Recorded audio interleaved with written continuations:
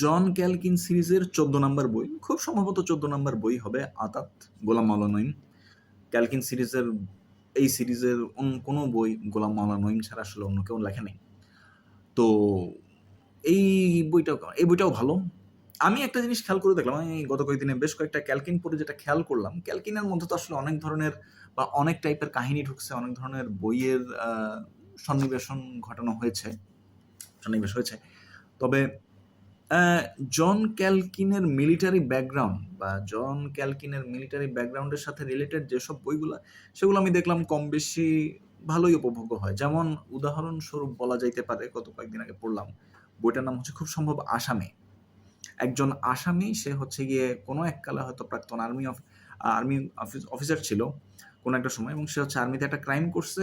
Crime করার পর সে হচ্ছে গিয়ে গা ঢাকা দিয়ে অন্য এক জায়গায় চলে গেছে, এবং সে যেই জায়গাটা বা সে যেই শহরে চলে গেছে, সে হচ্ছে ওই শহরের টাউন বস হয়ে গেছে, শহরের হর্তাকর্তা, শহরের মালিক, সবকিছুই বলা যায়। তো জন ক্যালকিনের উপর তখন আর্মি থেকে ওর যারা ঊর্ধ্বতন কর্মকর্তা আছে তারা দায়িত্ব দিয়েছিল যে ওই লোকটাকে গ্রেফতার করতে হবে কৌশল খাটিয়ে।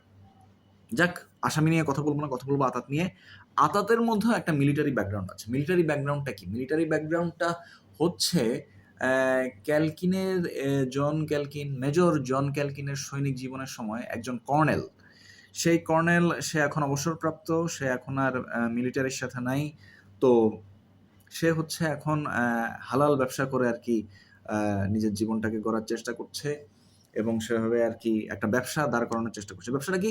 আর্মিদের ফোর্টে ঘোড়া সাপ্লাই দেয়া।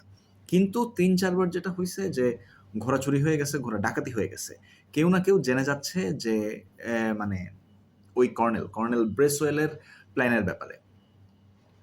এরকম যখন অবস্থা, এরকম যদি বারবার যদি ঘোড়া চুরি হতে থাকে, ঘোড়া যদি হাতছাড়া হতে থাকে, ডাকাতি হতে থাকে, তাহলে তো আসলে কর্নেল ব্রেসওয়েলকে তো কয়েকদিন পর ভিক্ষা করতে হবে। এই কারণে দেউলিয়া হয়ে যাওয়ার আগেই সে জন ক্যালকিনের সাহায্য চাইল, এবং সে হচ্ছে খুবই খুঁতখুঁতে মানুষ, 100% শিওর না হয়ে সে আসলে কাউকে দোষী ভাবতে চায় না, এবং এটাতেই হচ্ছে গিয়ে সবচেয়ে বড় বিপদ হয়ে দাঁড়ালো। কারণ জন ক্যালকিন আসলে জানে না যে মূল মূল কালপ্রিট কারা, আসল ঘোড়াচোর কারা। তো জন ক্যালকিন যখন ঠিক করলো যে না, আমি কর্নেলকে সাহায্য করব, এই নিয়তটা নেওয়ার পরপরই আসলে জন ক্যালকিন ভয়াবহ সব বিপদের মধ্যে পড়া শুরু করলো, এবং একটার পর একটা বিপদের কোনো শেষ নাই। জেল খাটা থেকে শুরু করে মাইর খাওয়া, কোনো কিছু বাকি নাই, এবং গুলি করা, লাইন অফ ফায়ারে পড়া, আততায়ীর সবকিছুরই শিকার ওকে হতে হচ্ছে। কে ওকে গুলি করছে সেটা জন ক্যালকিন জানে না। লিঞ্চ মবেরও শিকার হইতে হয়েছে। কে ওকে ফাঁসিতে ঝোলাতে চায়, ফাঁসিতে ঝোলানোর মোটিভ কি, জন ক্যালকিন জানে না। ঠিক কিসের জন্য আসলে এই কাজগুলো করা হচ্ছে, জন ক্যালকিন জানে না। কর্নেল ব্রেসওয়েলের আশপাশটা নিয়ে জন ক্যালকিন জানে না। কারা আকামগুলা করছে জন ক্যালকিন জানে না। সে শুধু ধারণা করতে পারে। সো এখানেও আসলে একটা ছোটখাটো উপভোগ্য রহস্য পাঠকরা পেয়ে যাবেন। দুর্দান্ত অ্যাকশন ছিল। জন ক্যালকিন যে শুধু মাইট খাইছে সেটাই না, ও মাইট দিছেও। সো পাঠকদের একটা আলাদা স্যাটিসফ্যাকশনের জায়গা থাকবে সেখানে। আবার সেখানে হচ্ছে আবার কর্নেলের মেয়ে রুথ হচ্ছে আবার আরেকটা ক্যারেক্টার।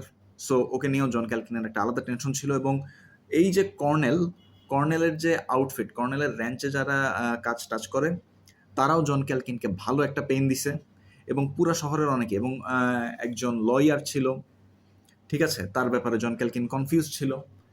এরকম শেরিফ, আরেকটা জন ক্যালকিনের বড় একটা প্রবলেমের জায়গা ছিল, pain in the ass sheriff. তো সেই শেরিফটা আসলে ভালো না খারাপ, না জন ক্যালকিনের জন্য কি সেই শেরিফের কাজ কারবারগুলো কল্যাণকর নাকি অকল্যাণকর, সেটাই জন ক্যালকিন বুঝতেছিল না। জন ক্যালকিন শুধু বুঝতেছিল যে সময় চলে যাচ্ছে, এবং সময় চলে যাওয়ার সাথে সাথে অপরাধীরাও ধীরে ধীরে ধরাছোঁয়ার বাইরে চলে যাচ্ছে। সো এরকম একটা অবস্থা। সো জন ক্যালকিনের হাতে সময় খুব কম, এবং এই অল্প সময়ের মধ্যে ওকে সবগুলো সমস্যার সমাধান করতে হবে, এবং আসল যারা শয়তান, আসল যারা কালপিট, ওদের খুঁজে বের করতে হবে, এবং কোন মোটিভে তারা এই কাজগুলো করছে সেটা হচ্ছে জন ক্যালকিনকে বের করতে হবে। সময় কিন্তু খুব কম। সব মিলিয়ে বেশ উপভোগ্য একটা ওয়েস্টার্ন। জন ক্যালকিন সিরিজের একটা ভালো বই আমি বলবো। এবং আরেকটা জিনিস হচ্ছে যে এই বইয়ের সবচাইতে বড় প্লাস পয়েন্ট, এই বইটার মধ্যে বাহুল্য নেই, এই বইটার মধ্যে রিপিটেশন নেই। গোলাম মাওলা নঈমের অনেক বইতে, হোক সেটা চিকন, হোক সেটা পাতলা, হোক সেটা অনেক মোটা, তার বেশ কিছু বইয়ে একটা জিনিস দেখা যায় যে প্রচুর পরিমাণে রিপিটেশন থাকে, অনর্থক পুনরাবৃত্তি থাকে বিভিন্ন কথার এবং দেখা যায় যে অনেক, অনেক, অনেক অর্থহীন বর্ণনা থাকে, বোরিং বর্ণনা থাকে। জন ক্যালকিন সিরিজের 'আতাত' বইটার মধ্যে এগুলো কোনো কিছুই ছিল না। একটানে পড়ে ফেলা যায় এবং আমিও আসলে এক বসাতেই পড়ে শেষ করেছি। সো যারা বইটা পড়তে ইচ্ছুক বা বইটা পড়বেন বলে ঠিক করেছেন তাদের জন্য হ্যাপি রিডিং।